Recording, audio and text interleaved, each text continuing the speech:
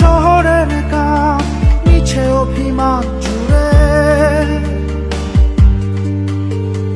অচেনা আকাশ চেনা কোন রোদ দূরে, হয়তো দূরে হয়তো কিছুটা পাশে, তোমার আমার গল্পগুলো ভাসে।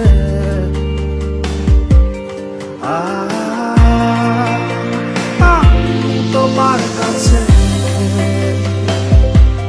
বৃষ্টি হয়ে আবার আসবো,